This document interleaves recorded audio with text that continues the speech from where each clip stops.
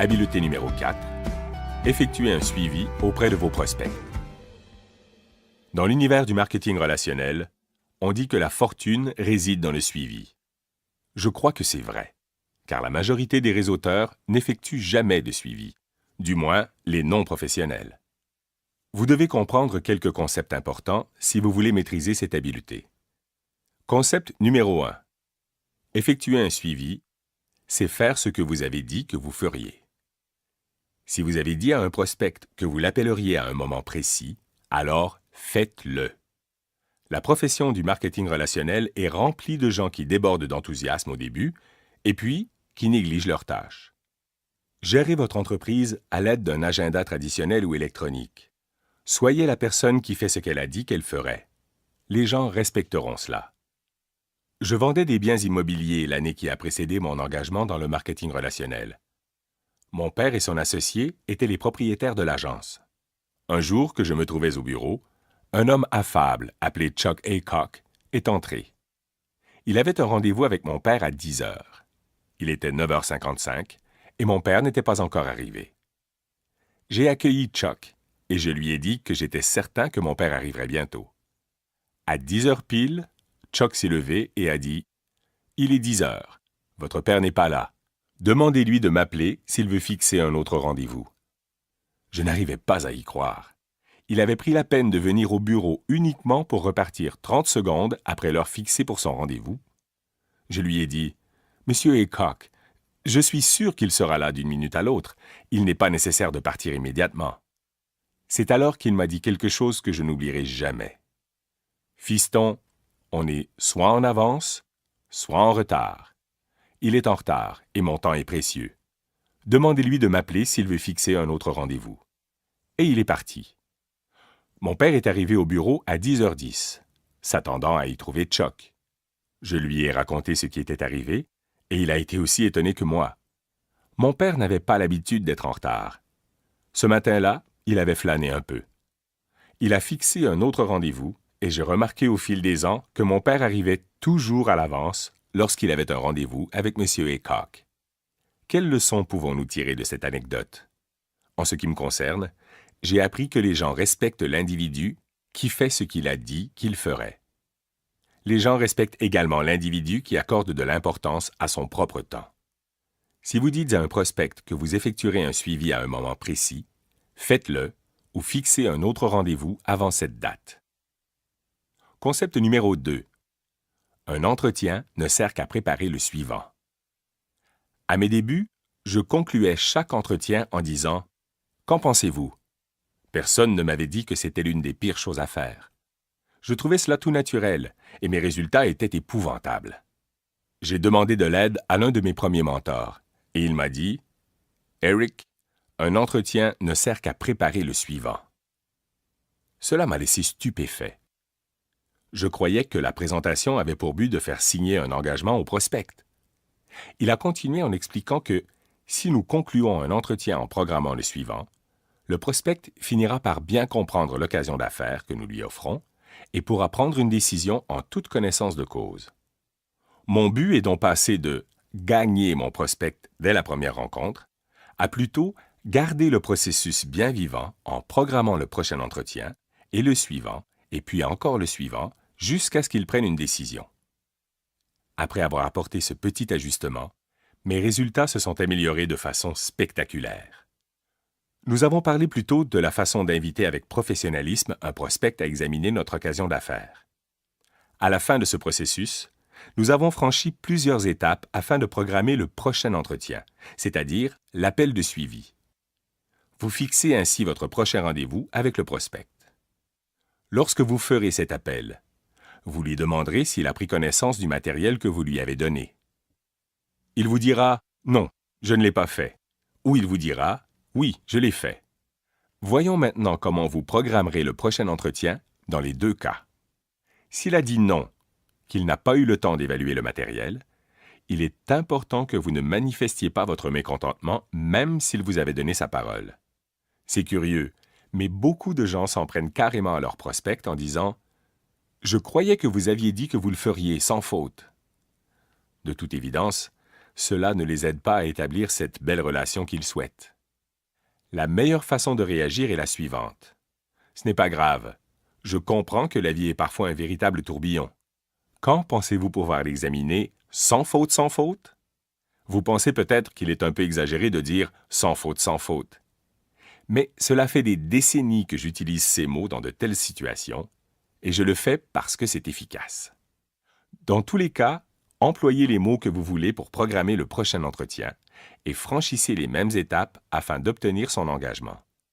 Une fois que vous l'avez obtenu et que vous avez fixé la date et l'heure de votre prochain appel ou du prochain entretien, raccrochez et rappelez au moment qui a été convenu. Si vous le rappelez au moment convenu et qu'il n'a toujours pas regardé le matériel, répétez le processus jusqu'à ce qu'il le fasse.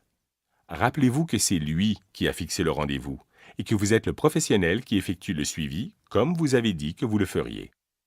Si vous téléphonez à votre prospect et qu'il dit oui, qu'il a bien vu le matériel, vous lui poserez quelques questions pertinentes. Mais tout d'abord, vous ne lui demanderez pas « Qu'en pensez-vous » Cela ne fait qu'ouvrir la porte à l'esprit critique du prospect qui soulèvera des objections uniquement pour avoir l'air intelligent. La meilleure question de suivi qu'il m'a été donné d'utiliser, c'est « Qu'avez-vous le plus aimé ?» Cette question vous orientera dans une direction très positive et vous donnera des indices sur le niveau d'intérêt de votre prospect. S'il dit « le produit », alors votre prochain entretien se fera probablement sous le thème du produit. S'il dit « la liberté financière », alors votre prochain entretien portera sur votre occasion d'affaires. Une autre excellente question à poser est celle-ci. Sur une échelle de 1 à 10, où 1 équivaut à aucun intérêt de votre part et 10 à la volonté de vous engager dès maintenant, où vous situez-vous? Avec cette question, toute réponse se situant au-dessus de 1 est bonne. Elle montre que votre prospect manifeste un certain intérêt. La plupart du temps, vous obtiendrez un 5 ou un 6. Peu importe le chiffre qu'indiquera votre prospect, il suffit que vous lui demandiez comment vous pouvez l'aider à accroître son intérêt. Généralement, sa réponse ira dans le même sens que celle qu'il a donnée lorsque vous lui avez demandé ce qu'il avait le plus aimé. Si sa réponse est très positive et que le chiffre est plutôt élevé, vous pouvez passer immédiatement au processus de conclusion. Nous en traiterons dans le prochain chapitre. Si vous n'obtenez pas un feu vert explicite, fixez alors un autre rendez-vous. Le prospect voudra peut-être essayer votre produit. Aidez-le en ce sens et fixez une date de suivi. Un moment où vous l'appellerez et obtiendrez de la rétroaction. Le prochain entretien. S'il souhaite mieux comprendre le système de rémunération, décidez du moment où vous vous rencontrerez et l'examinerez. Le prochain entretien. S'il veut en discuter avec son partenaire de vie, renvoyez-le à la maison avec du matériel qu'ils pourront examiner ensemble et déterminez la date à laquelle vous effectuerez un suivi. Le prochain entretien. Peu importe la nature de la discussion. Vous ne devez jamais terminer un entretien sans fixer la date du suivant. Jamais. Sinon, c'est la fin. C'est ce qui avait tendance à m'arriver à mes débuts. Je proposais à mes prospects d'examiner mon occasion d'affaires. Quand ils l'avaient fait, je lui disais « Alors, qu'en pensez-vous » Il marmonnait généralement quelque chose comme « Je vous donnerai bientôt mon avis. Je vous rappellerai » ou « Il faut que je réfléchisse encore un peu. » Et pouf, il disparaissait. Lorsque j'essayais de le rappeler, je ne faisais que l'importuner. Tout cela me mettait mal à l'aise. Lorsque j'ai commencé à ne jamais terminer un entretien avant d'avoir fixé la date du suivant, tout s'est amélioré. Je faisais preuve de professionnalisme. Je contrôlais la situation. Le prospect avait davantage de respect pour moi et pour mon occasion d'affaires. Et tout cela a été possible grâce à un petit changement de mentalité. Concept numéro 3. Il faut en moyenne de 4 à 6 entretiens pour que le prospect moyen s'engage. Lorsque les gens ne comprennent pas qu'un entretien ne sert qu'à préparer le suivant, ils mettent trop de pression sur leur prospect et sur eux-mêmes.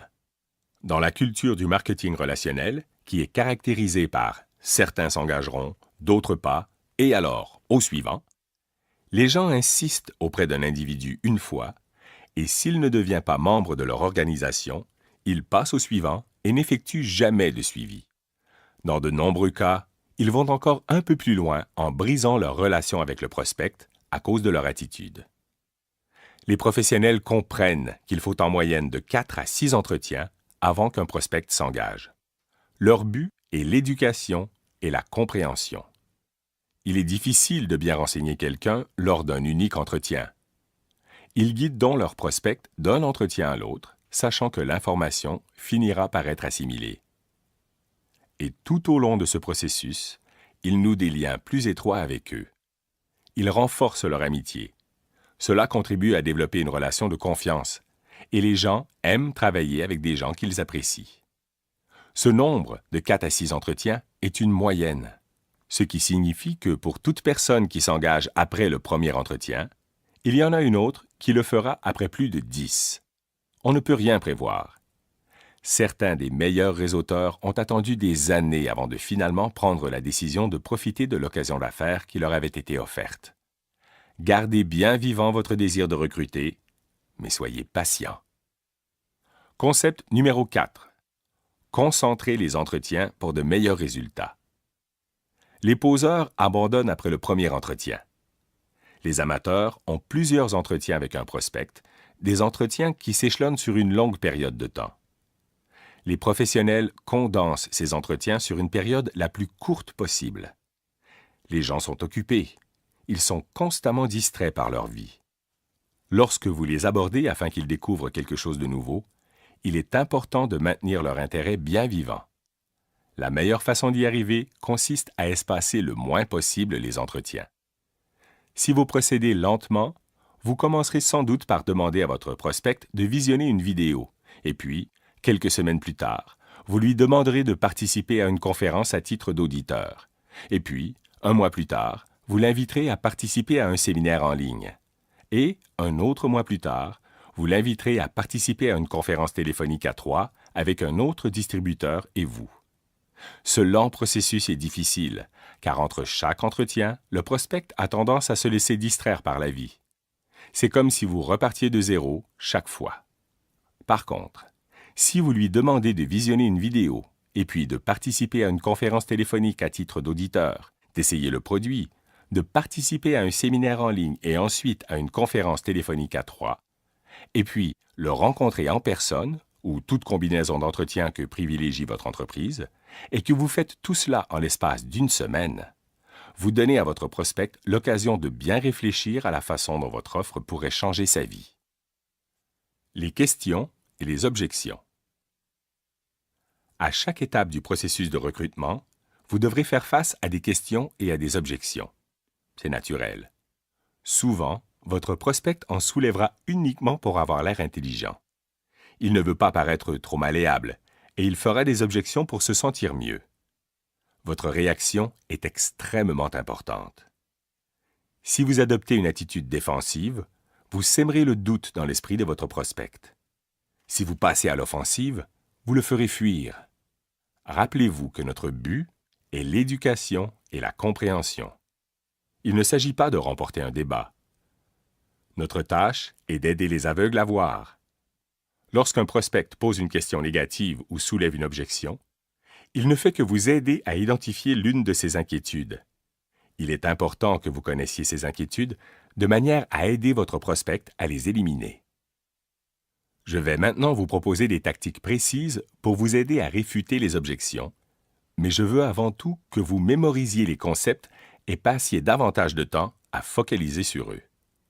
Les tactiques varient, les concepts demeurent. J'ai découvert que les objections entrent dans l'une de deux catégories. La première est la croyance limitée qu'a le prospect en ses habiletés. Il n'est pas certain de pouvoir réussir. La seconde est la croyance limitée qu'entretient le prospect envers le marketing relationnel. Il n'est pas certain que celui-ci l'aidera à atteindre ses buts dans la vie. Dans les deux cas, l'un des meilleurs concepts à appliquer est l'empathie, la capacité de ressentir les émotions de l'autre. Et le meilleur moyen que je connaisse pour faire preuve d'empathie, c'est de faire comprendre aux autres que vous êtes exactement comme eux.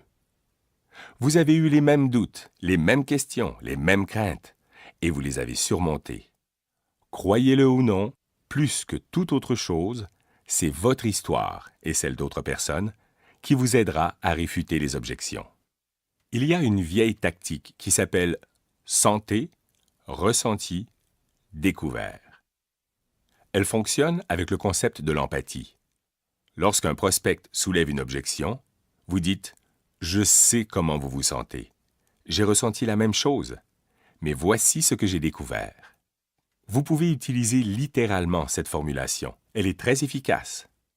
Vous pouvez également la modifier en fonction de votre histoire et de votre prospect.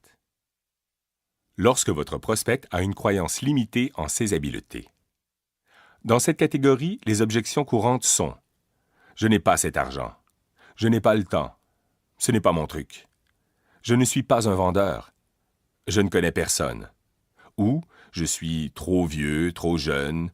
Je n'ai pas d'expérience. » Certaines personnes préconisent des approches fantaisistes dans lesquelles vous vous présentez comme un être intelligent et faites en sorte que votre prospect se sente stupide.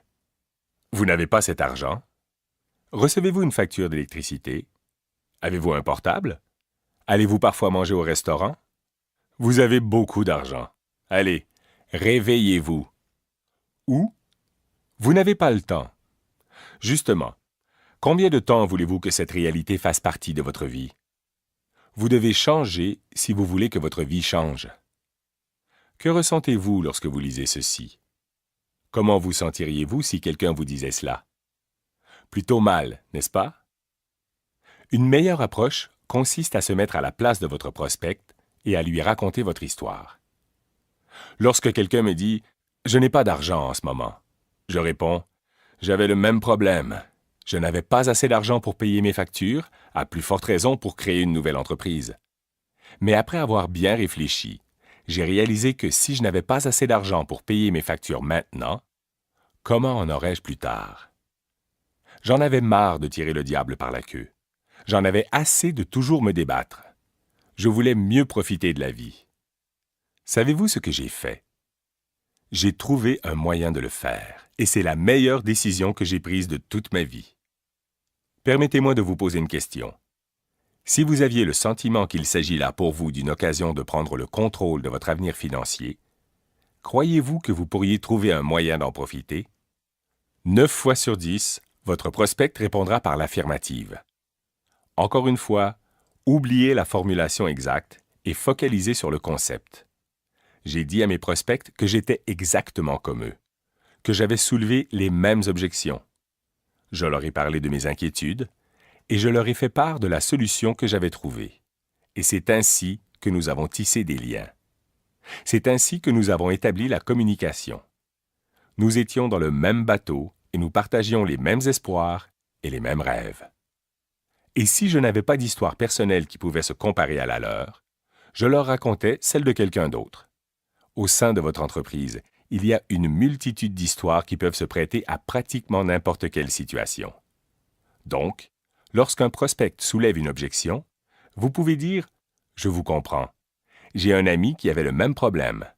Permettez-moi de vous raconter son histoire. » Voyez-vous comment cette approche peut être efficace avec toutes les objections fondées sur les croyances limitées qu'un individu peut nourrir à son égard? Le concept est simple, c'est prouvé, et les résultats sont stupéfiants. Lorsque votre prospect entretient une croyance limitée envers le marketing relationnel. Dans cette catégorie, votre prospect vous dira « Est-ce qu'il s'agit de marketing relationnel? Est-ce bien ce à quoi je pense? Est-ce une organisation pyramidale? Le marketing relationnel ne m'intéresse pas. Je ne veux pas importuner mes amis. Et quels sont vos revenus? » Commençons par la question qui suscite la peur chez la majorité des gens qui exercent notre profession. Est-ce qu'il s'agit de marketing relationnel? Ou de variantes telles que « Est-ce bien ce à quoi je pense? Est-ce une organisation pyramidale? » Ou « Le marketing relationnel ne m'intéresse pas. » Certaines personnes perdent un peu leurs moyens lorsqu'elles entendent ces questions et ces affirmations. Elles disent « Une organisation pyramidale? Comme n'importe quelle société commerciale du monde? Comme le gouvernement? C'est de cela que vous parlez? » Au lieu de craquer devant votre prospect, il est important de comprendre d'où vient sa question. Mon expérience m'a permis de découvrir que, souvent, le prospect connaît quelqu'un qui a adhéré à une entreprise de marketing relationnel, mais sans succès. Ou bien, c'est lui-même qui l'a fait. En général, il n'a fait qu'acheter un billet de loterie, comme je l'ai décrit plus tôt, et il n'a pas gagné. Ce scénario dépeint plus de 90% des gens qui vous poseront cette question. Les autres auront entendu parler d'une telle occasion et seront à juste titre sceptiques devant la promesse d'un enrichissement rapide. Si mon prospect pose l'une de ces questions en laissant transparaître une émotion, je sais qu'il a déjà frayé dans le domaine, et je lui dis donc « Attendez une minute, vous avez une histoire. Que s'est-il passé? Avez-vous déjà évolué dans le domaine du marketing relationnel? » Ensuite, laissez-le vous raconter son histoire. Il se confiera à vous. Il cessera d'être sur la défensive, et cela vous permettra de lui poser quelques questions à propos de son expérience. Permettez-moi de vous donner un exemple type. Je suis au beau milieu de mon processus d'invitation lorsque mon prospect me dit « Attendez une minute, est-ce qu'il s'agit de marketing relationnel? » Et il le dit d'une voix vibrante d'émotion. Je lui réponds « Ah, vous avez une histoire. Avez-vous déjà essayé de créer une entreprise? Que s'est-il passé? » Il dit « Ouais, je suis devenu membre d'une de ces entreprises il y a quelques années. J'ai acheté quelques produits et j'ai perdu mon argent. » J'enchaîne en disant « D'après vous, pourquoi n'avez-vous pas réussi? » Il dit « Eh bien, c'est un ami qui m'a entraîné dans cette aventure. Je n'avais pas beaucoup de temps et j'ai pensé qu'un grand nombre de gens se joindraient rapidement à moi. Je suppose que j'ai perdu tout intérêt. » Je lui réponds « Croyez-vous vous être vraiment donné toutes les chances de réussir? » Il dit « Non, pas vraiment. » Je poursuis en disant « Croyez-vous que le problème était le marketing relationnel? Ou croyez-vous que votre synchronisme n'était pas parfait? » Il dit « C'était probablement attribuable au timing. » Voyez-vous la dynamique? J'ai eu des milliers de conversations de ce genre, avec toujours quelques variantes. Mais si vous posez quelques questions et êtes amical tout au long du processus, vous aurez une bonne occasion d'aider votre prospect à se défaire de ses inquiétudes de manière à ce qu'il soit ouvert à ce que vous avez à lui offrir. De plus, vous pouvez faire preuve d'empathie en lui disant que vous avez soulevé la même objection à vos débuts et en lui racontant comment vous l'avez surmontée. Si quelqu'un prononce le mot « pyramide » devant moi, je dis toujours « Oh non, les organisations pyramidales sont illégales et jamais je ne m'engagerai dans des activités illicites. » Lorsqu'on me pose la question sans manifester d'émotion, je réponds habituellement « Oui, il s'agit de marketing relationnel. En savez-vous quelque chose? » Encore une fois, je pose des questions et j'attends les réponses. Et en m'inspirant de celles-ci, je pose d'autres questions et grâce à ce processus, je peux atteindre mon but, qui est l'éducation et la compréhension. C'est légèrement différent lorsque le prospect dit « Je ne veux pas importuner mes amis. » Encore une fois, je fais preuve d'empathie en lui racontant mon histoire ou celle d'un autre réseauteur.